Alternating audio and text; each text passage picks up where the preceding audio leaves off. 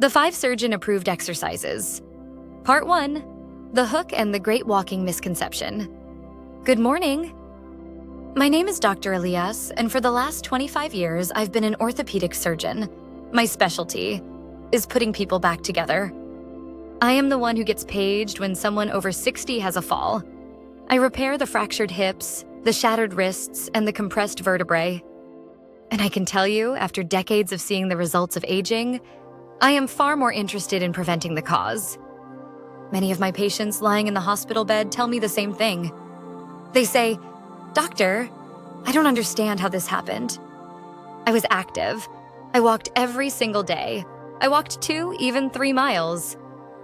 And my heart breaks a little every time. Because this person did what they thought was right. They followed the most common advice given to seniors. Just stay active, go for a walk." Today, I am here to tell you something that might be difficult to hear, but it could save your life. If you are over 60, walking is not enough. In fact, relying only on walking while ignoring other forms of movement can give you a false sense of security. It can leave you vulnerable to the very thing you're trying to avoid: falls, fractures, and the loss of your independence. Walking is wonderful. Let me be clear. I walk. I want you to walk. It is fantastic for your cardiovascular health, your blood pressure, your mood, and your endurance. It is step 1. But it is not a muscle-building exercise. It is not a balance-building exercise. And it is not a strength-building exercise. And after 60, your number one enemy is not a heart attack. It's a condition called sarcopenia. Sarcopenia is the age-related involuntary loss of skeletal muscle mass and strength. It starts in your 40s, but it accelerates dramatically after 60. This is why you feel weaker. It's why it's harder to get out of a low chair. It's why you can't open that jar. And it's why a simple trip on a rug becomes a catastrophic hip fracture. Walking doesn't stop sarcopenia, but there are movements that do. There are exercises that reverse it. Today, I am going to share with you 5 specific surgeon-approved exercises that are, for the goal of building strength and stability, demonstrably better than walking. These are the 5 exercises I prescribe to my own patients to build a body that is resilient, stable, and strong. A body that can resist falls. A body that can carry you independently for decades to come. This isn't about running a marathon. This is about being able to get on the floor to play with your grandchildren and get back up again, easily. Part 2. The 3 pillars of longevity fitness and why walking fails 2 of them. Music becomes more informative, like a classroom lecture. To understand why these 5 exercises are so critical, you first need to understand what a truly healthy, independent body needs. I call them the 3 pillars of longevity fitness. Pillar 1, cardiovascular health. This is your heart, your lungs, your circulation. This is your endurance. This is where walking shines.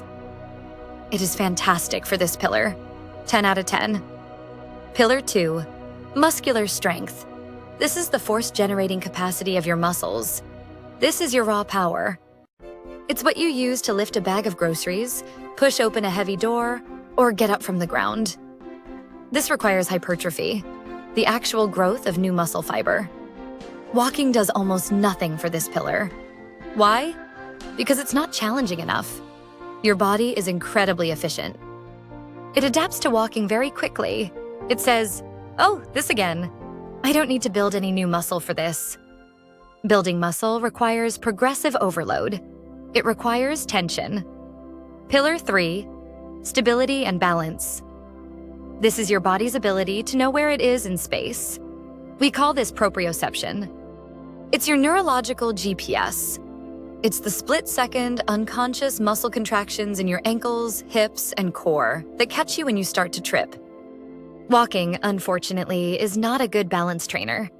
It's simple, repetitive, and happens in only one plane of motion: forward.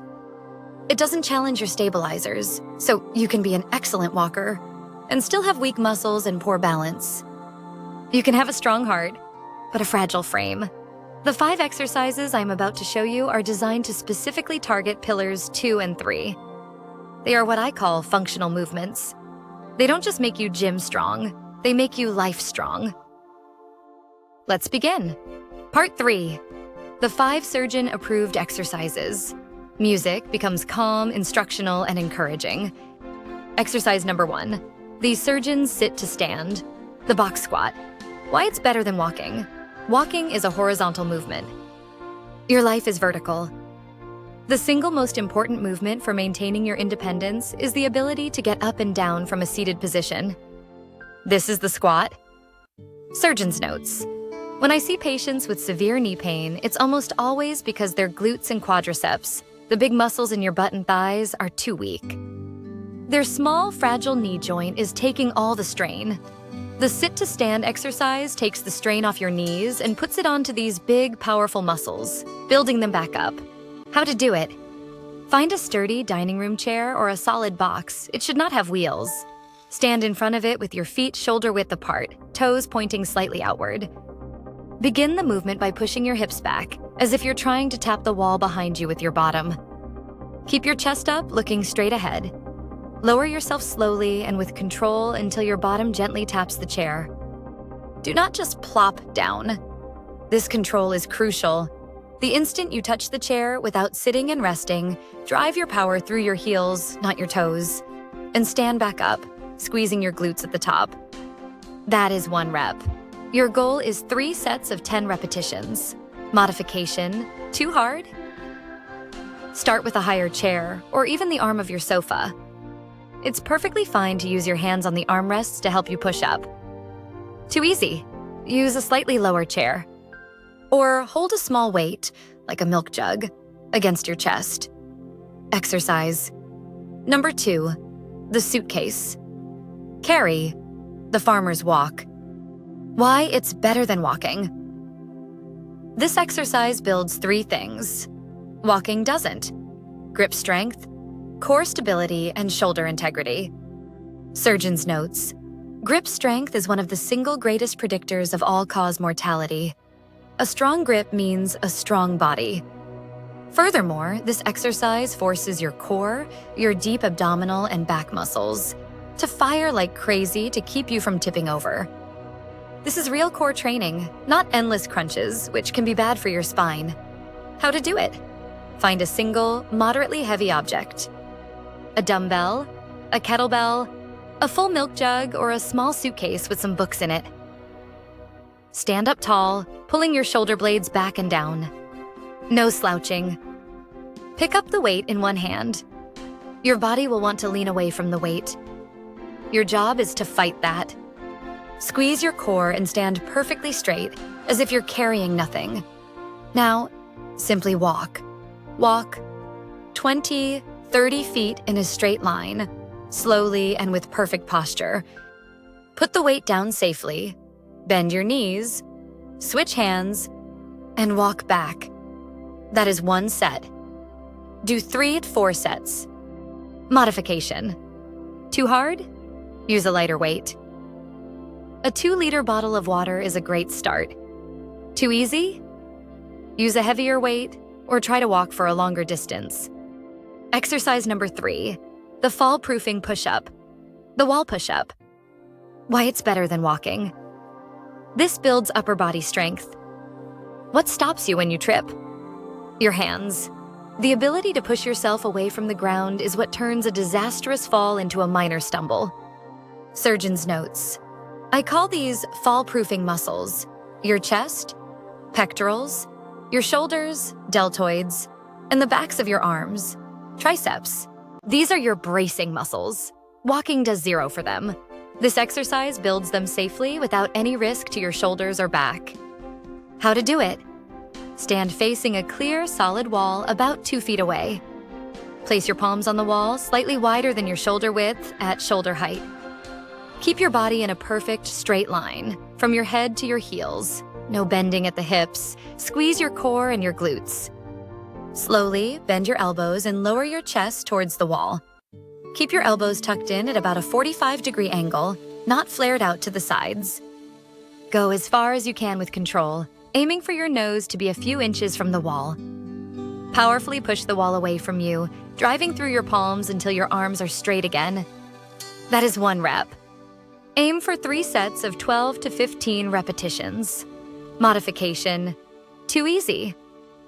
Move your feet further back from the wall. This makes your body angle more horizontal, which adds more weight. Even easier? Move your feet closer to the wall. Exercise number 4, the surgeon's balance, the single leg stand.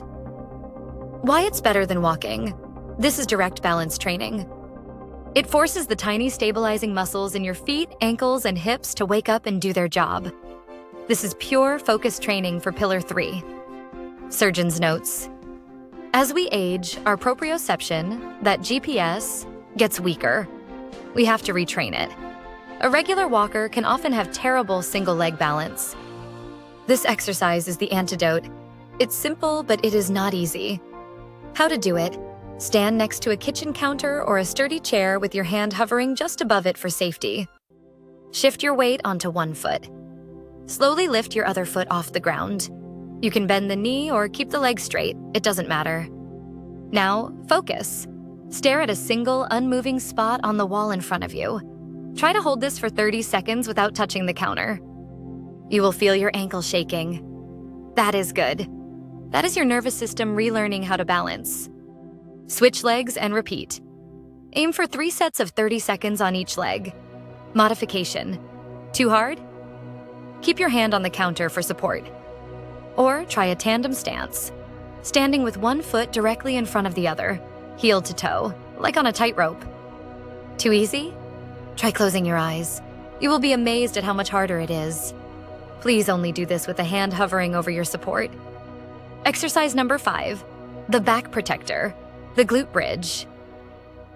Why it's better than walking? Walking primarily uses your quads and hip flexors. Over time, this can lead to your hip flexors getting tight and your glutes, your butt muscles, getting weak and sleepy. Surgeon's notes: we call this gluteal amnesia. When your glutes are asleep, your lower back has to do all the work of lifting, bending, and stabilizing. This is a primary driver of chronic lower back pain. The glute bridge wakes up your glutes, reminding them to do their job, which takes all that pressure off your lower back. How to do it: lie on your back on a carpet or yoga mat. Bend your knees and place your feet flat on the floor, about hip width apart, and close enough that you can just graze your heels with your fingertips. Place your arms flat on the floor by your sides. Drive through your heels, not your toes, and lift your hips off the floor until your body forms a straight line from your knees to your hips to your shoulders. At the top, squeeze your glutes as hard as you can. Hold this squeeze for 2 seconds. Slowly, with control, lower your hips back down to the floor. That is 1 rep. Aim for 3 sets of 15 repetitions. Modification: too hard? Don't lift as high or do fewer reps. Too easy? Try a single leg glute bridge. Hold one knee to your chest while you lift with the other leg. Part 4, the new weekly plan, putting it all together. Music becomes empowering, motivational, and conclusive. So, there you have them. 5 movements, each targeting a critical area that walking misses. The sit to stand for functional leg strength. The suitcase carry for grip and core. The wall push-up for fall proofing. The single leg stand for balance. And the glute bridge to protect your back. So doctor, you're asking, do I stop walking? Absolutely not. Here is your new surgeon-approved weekly plan. This is how you combine the pillars. On Monday, Wednesday, and Friday, these are your strength days. Before you do anything, warm up. A light 5-minute walk is perfect. Then, perform your 5 exercises. Do the 3 sets of each. This entire routine shouldn't take you more than 15-20 minutes. After your strength work, then go for your regular walk. Your muscles will be warm, your joints will be stable. It will be a better, safer walk. On Tuesday, Thursday, and Saturday, these are your cardio days. On these days, just walk. Enjoy it. Go a little longer. This is for Pillar 1, your heart and mind. On Sunday, you rest. You've earned it. Your muscles grow when you rest. This is the path. This is how you stop being a walker and start being a builder. Walking is movement. These 5 exercises are training. Training is movement with a purpose. And your purpose is to build a body that can carry you with strength, confidence, and independence for the rest of your life. You are not too old. It is not too late. The human body is a miraculous thing. It wants to be strong. It is waiting for you to give it the right signal. Stop just walking. Start building. Thank you for your time.